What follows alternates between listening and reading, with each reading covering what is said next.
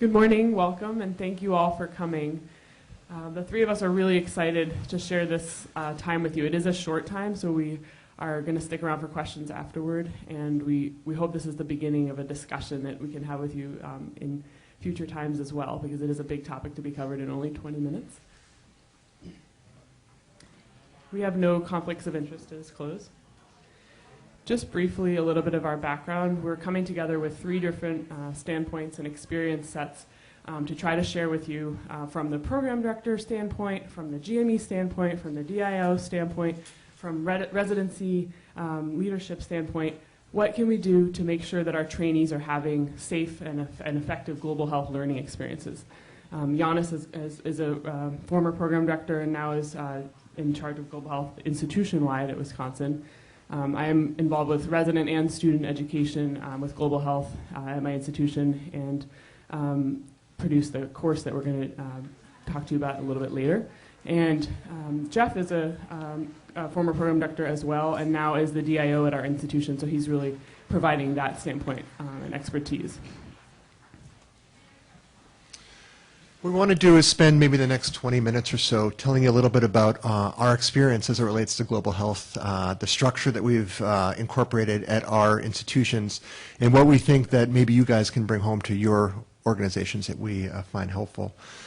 We'll spend about 15 minutes running through things and have a few minutes for questions, as Gabrielle mentioned. You know, I think we all understand that global health and why it's important to us, and we'll talk a little bit about the data that says that it's becoming more and more important. Give you a little bit of insight into kind of what keeps Jeff awake at night from the DIO perspective and wondering where our residents are, what they're doing, are they safe, and are they getting taught. And then as Gabrielle mentioned, a little bit about one potential course that you can certainly utilize that we think brings in many of these themes that we find so important. So as I mentioned, global health is rising. So at our institution, just to give you a sense, we have about 45 accredited programs and another 20 some odd or 30 non-accredited programs, about 800 residents. And over the last academic year, we've had about 30 or 35 residents do global health experiences. Emergency medicine is certainly leading the pack, but at least at our institution, there are a number of other specialties which also participate in these educational experiences. When you look at the literature, it's a little bit sobering.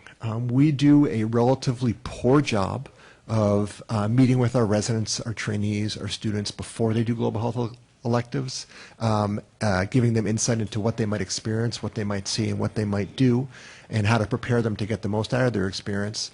And then I think even more sobering is we do probably even a worse job of when they return home, debriefing with them, understanding what went well, what didn't go well.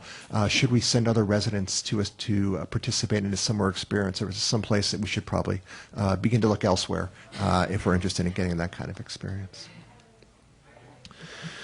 The bottom line is that when residents do global health electives, bad things can happen. Now, bad things can happen anywhere. They can happen in Boston, where I work, around the corner from our hospital.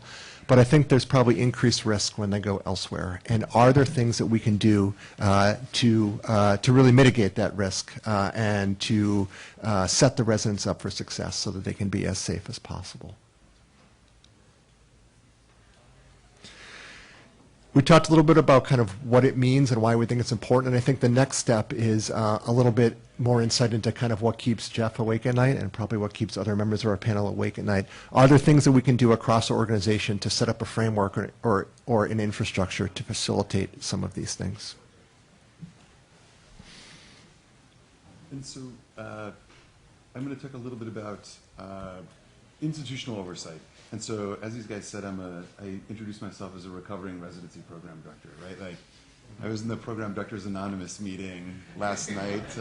I know all the residents in the crowd, and so some of these things started at the University of Wisconsin. Started about 10 years ago, and so right as I had taken over as a residency program director, there was an emergency meeting, and couldn't find said resident from said program. Friends don't know where he is. Residency coordinator doesn't know where he is. Residency program director has no idea where he is.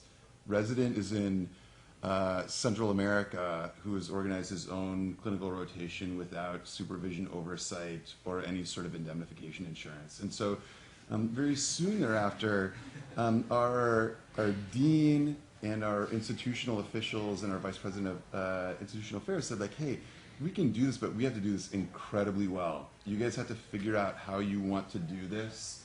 And so what we've done at the University of Wisconsin, we've been gracious enough where our institution has formalized resident global health rotations under the GME office. And so what we do is offer a program where we have about 104 weeks per academic year that all of the residents and the fellows from the institution can opt into.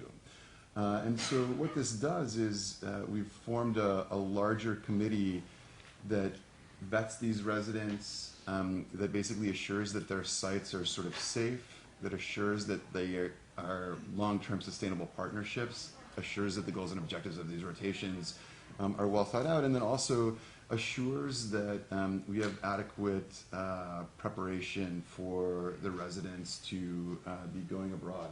One of the interesting things, and I was asked to sort of put this up, is that because it is integrated into our GME rotation cycle, so doing a rotation in the ICU at the University of Wisconsin is the same as doing a rotation in Ethiopia.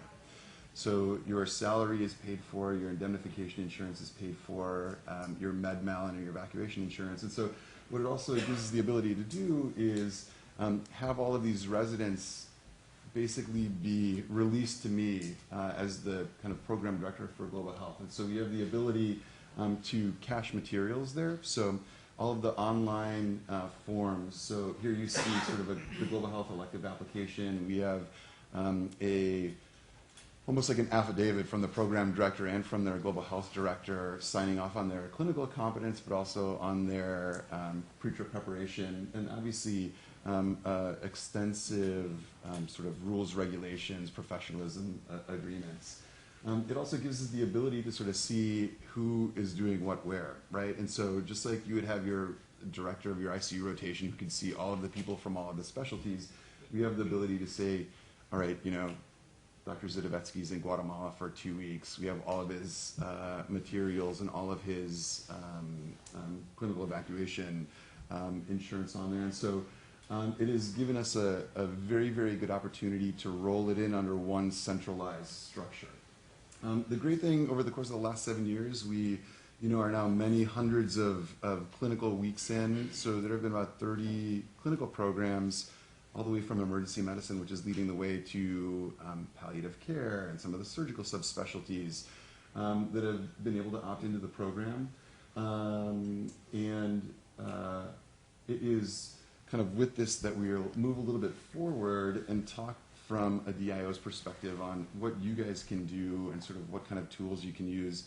I want to encourage everybody that it took us 18 months to develop all of these materials. Like, don't spend 18 months developing all these materials. They're free and open access to every single one of you guys in the room. I think that we have upwards of like 30 programs that have sort of downloaded these. And so if anybody wants any of this documentation, by all means, just get in touch with us after the event. I think that we are really looking for you guys to leave this session with some sort of concrete packet that you can take and you can move forward with. As Janis mentioned, not only do we need to know kind of where residents are, and if they're in South America doing a rotation, we should probably know they're there so they're not lost. But we also, from my seat, wanted some mechanism by which we could make sure if something happened to them, how do we find them? How do we get in touch with their mother, their father, their spouse, their husband, their wife? How do we, if something happened, get a copy of their passport so we can help get them home?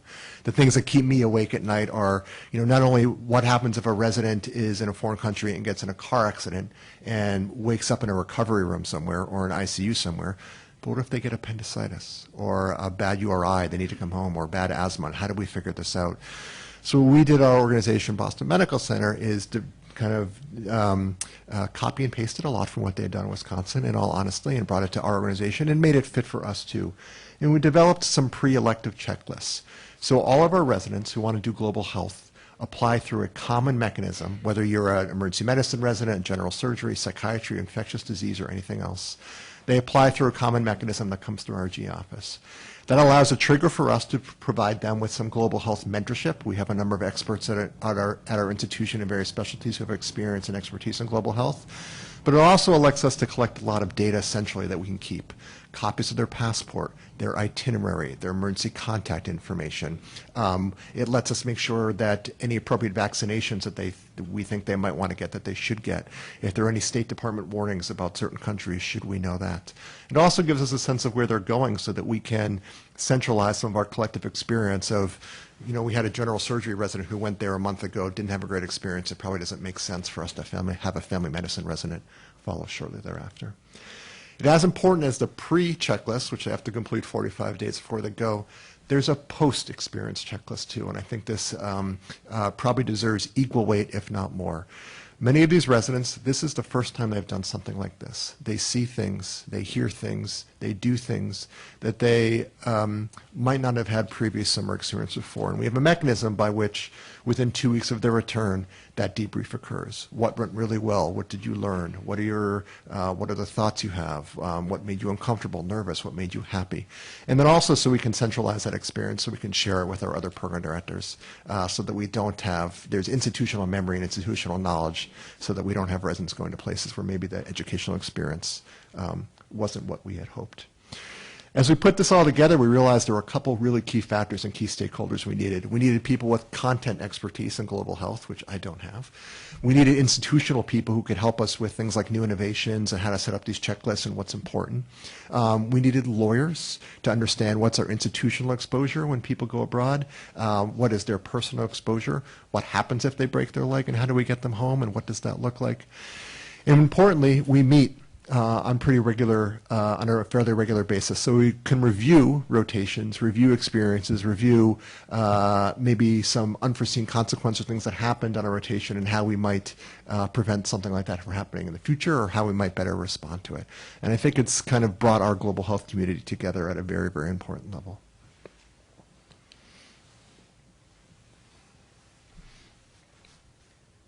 Thanks. So now that we've sort of looked at the macro and how are we doing this institutionally at the program level, I want to take the last few minutes to, before we open up for questions, to go through on a more of a micro level, what are some of the actual resources that you can share with your trainees?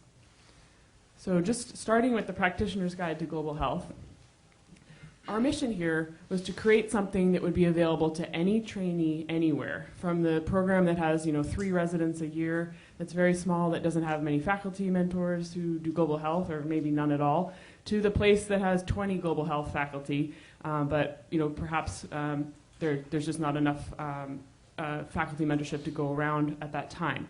So what this course is really designed to do is be available for everyone at any time, any country. It's interactive, and I'm going to go through a little bit more in detail in the next few slides and show you what I mean by that, so that everybody can prepare adequately for their rotations. Our team came together, a big group of us, from 50 institutions, 7 countries, many different specialties and levels of training and stages of careers, to put together this course, which is timeline-based. And what I mean by that is that, as far as I know, this is the only course out there that's set up so that you take one part in the very beginning when you're thinking about going, one part right before you go, and one part when you come home. Most courses, if you look online, even the ones that are available for free, are set up more in like a topic-based setup. So this is really nice that it helps you go through in a sequence that makes sense. There are videos of students and residents talking about their experiences to try to prevent people from having similar bad experiences and to try to encourage people to have similar good experiences. There are vignettes where the trainees actually go through and say, okay, what if you're in the situation where there's no oxygen? What are you going to do? Should you intubate this person? And these situations are highlights from experiences that faculty have had. I myself had literally no preparation before I went abroad as a student and as a resident. And so when I encountered some of these experiences, I've used them in the course so that people don't have to have the first time they have to think about an ethical decision right there where they have no mentor on the ground and they're standing there with a family and no resources. So these are really raw, emotional vignettes that people have shared, and we're getting good feedback about that. There's an interactive student discussion board, and when I say student, I mean course students, so this is obviously for residents as well. But the faculty, we go through and moderate what the trainees are writing on the board, and people are able to talk about different experiences that they've had. And from a GME standpoint and program director leadership standpoint, the course generates a certificate so that you can know who's taken the course. So part one is really the big picture brainstorming piece. Why do you want to do a global health learning experience? Is this the right time? What's going on with you with your family? Where do you want to go? Is that a safe place? Should you wait till later in your career, perhaps? Part two is to be completed right before you go, within the couple months before you go, and this is the real heart of the course as far as tangible things for the trainee. It includes sort of choose your own adventure vignettes that I mentioned of what if you come into these situations, what should you do, safety scenarios, medical scenarios, as well as a lot of ethical scenarios, which I think, as many of us can vouch for, the sort of practicing outside your level of training or outside your level of practice is a big one. It's very fun moderating the students that are practicing as a faculty, moderating students that are practicing over there. It also includes the Harvard packing list. That's a really great resource, and other things that we've come across, again, through many years of putting this together. We really think this is a great hub of all these things so that you don't have to go look for them yourself on the web.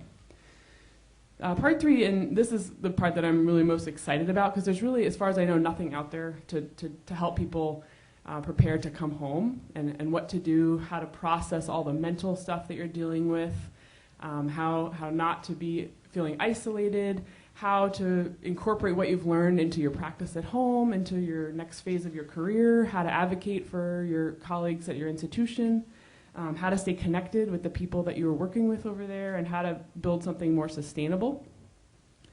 Just to quickly go through, this is just a sample of, this is one of our graduating medical students who, just a really raw video. These are like very homemade, and students have loved that it's just people talking about their emotions. It's not very Hollywood style. Just highlighting this exceeding level of training scenario. So how do you appropriately respond when you're asked to perform a procedure that exceeds your level of training? Is it ever appropriate? And then one nice response that I just highlight here is I would respectfully tell my supervisor that the procedure exceeds my level of training and that I need supervision. Just highlighting, this is all, again, available open access for free, so please, just to show you, we have these tests interspersed throughout, and if they do well on the test, then they pass the course. And there are quiz questions as well. Anybody here want to take a guess? Which is the safest food to eat? Anybody? Oh, okay. So, again, this is just one of the more sort of simple questions, but... Andy, I'm sorry, you can't. We're not clearing you to go to Zambia later on this week. Yeah, sorry. Just remind me what department you're from. Yeah, right, exactly. Andy, my program director in San Antonio. That's just an example of one of the questions. A lot of them are much more sort of complicated and complex and require you to think a little bit more. So as far as the results so far, we have over 8,000 people have enrolled in the course, which, my goal in putting this out there was really to help our trainees, but it's been impressive that people from other countries are really excited about the course as well, and that only about a third of the people are actually from the U.S. Of note, I'm excited to say that as of in the past couple months, 10 U.S. programs are requiring the course of all of their residents, and I hope that after today that more people will email us and get involved as well. And we're continuing to work on it and make it better with those 10 programs input. Just quickly in the last couple seconds here, some other best practices and resources. Our colleagues Mike Pitt and Sabrina Butteris have put together a wonderful resource, which if you haven't seen already, I encourage you to check it out, the Sugar Prep website. This is a downloadable PDF of low-fidelity simulation cases that you can do with your trainees that are just wonderful as far as the ethical things that you might encounter. I encourage you to check those out. CUGH also has some clinical cases for discussion by Dr. Jerry Passione, again, open access. And Hopkins and Stanford have put together some more ethics cases. We have some in our course as well, but these are excellent ones focusing on all the most common ethical things you might encounter. One last little thing that I think is great, which we require for all of our trainees, is the Global Ambassadors for Patient Safety course. This is a course out of Minnesota, and after completing it, the students are given, or residents are given, a certificate which they can carry around with them, and it's translatable into several different languages. And it basically takes the burden off of the trainee so that when they're asked, if they're ever asked or in a situation where they're asked to do something that's not, they're not allowed to do, which is often as a student, they can sort of deflect the blame onto the piece of paper, which is in the, the local language there. It says, I've signed this oath, I have to be safe. So we hope that in this short time together, and again, this is the beginning of a long-term relationship, we hope, with all of you, we've addressed how important this is. We've talked about how we do it from an institutional standpoint, from a residency program standpoint, down to the sort of micro level of what are some of the things you can actually do. And we encourage you, again, to reach out to us by email, and we'll happily share with you. We can even actually, through the residency leadership, through the GME office, we can actually send you the new innovations checklists through new innovations, so you don't actually have to build them. The GME person can actually just use them, which is great. So we'll open it up for questions, and thank you again.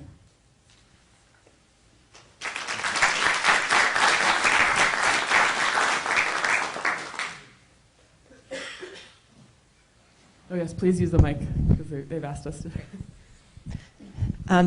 Thanks, guys. This is an excellent presentation, and congratulations on this really robust program.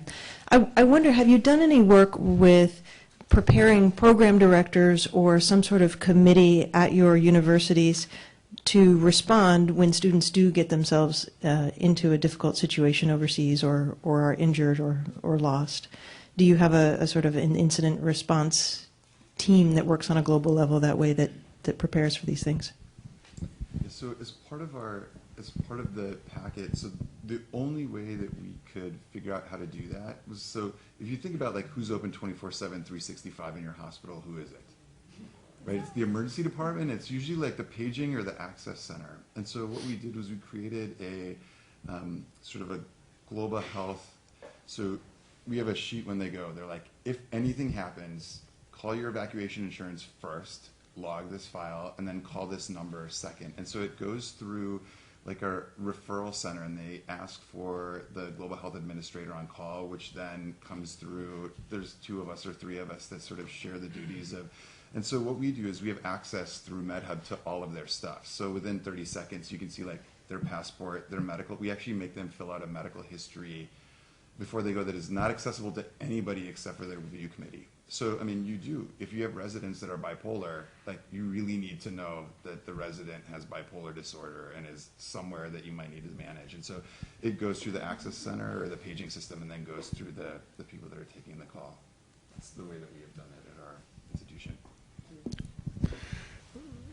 It's interesting. So we use new innovations, which is different than MedHub, and part of our challenge was exactly what you describe as, what if we hear something, how do we get a copy of their passport? How do we find their parents? How do we find their significant other?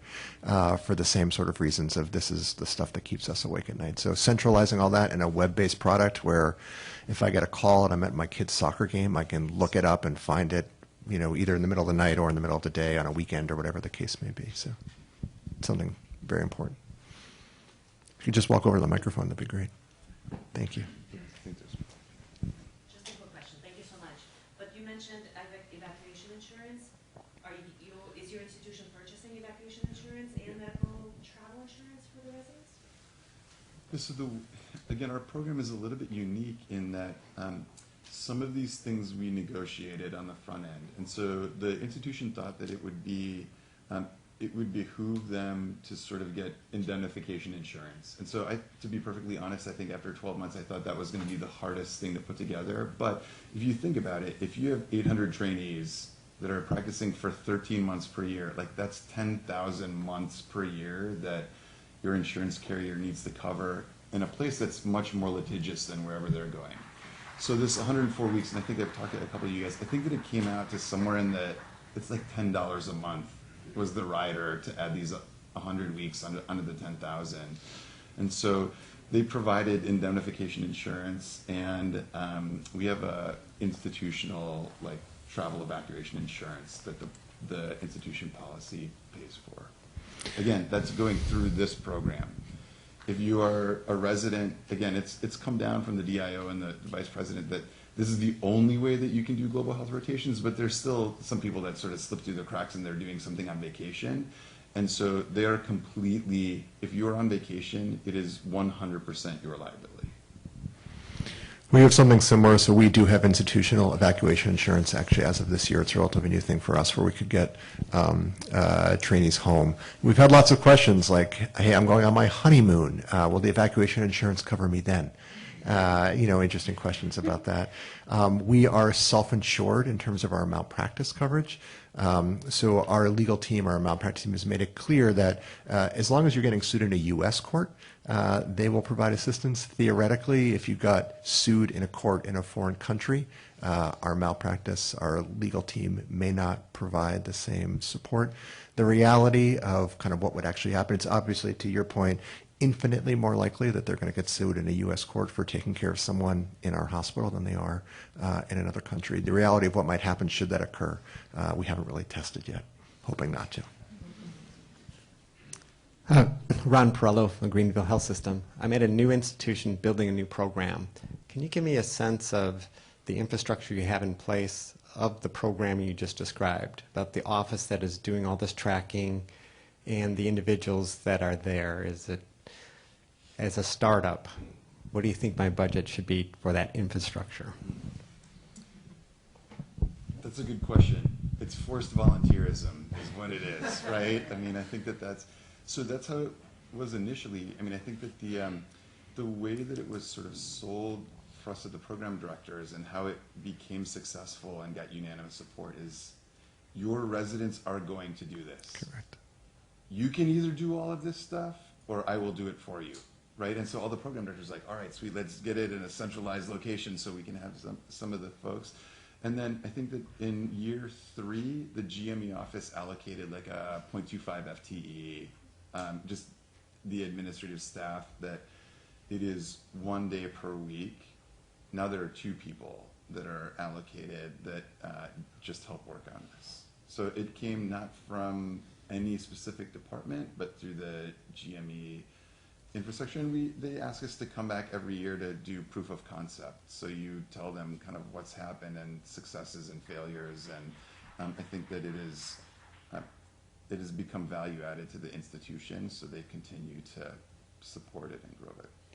What's that additional resources thing you mentioned? I'm not sure. No, I think the point, yeah, and are you hiring? I think the point is this is kind of what we need to do as an organization if we're in the business of educating residents and students, and that's how kind of we sold it, as it's just part of our function.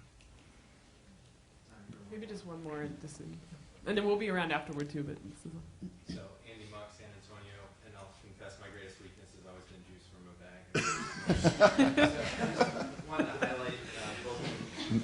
I was in the military, and when people come back from deployment, there was all this effort to kind of phase us back in because you'd be really dealing with hyper-emotionalism and all that. And I see the same traits in people who often come back from sometimes pretty global health experiences. So you're part of that step 3 of the practitioner's guide is really important. We just emphasize it to anyone here that is really important to have some type of closeout, and just to let people know that what they're going through after coming back from an intense global health experience is normal, it's okay, and there's people to talk to and resources.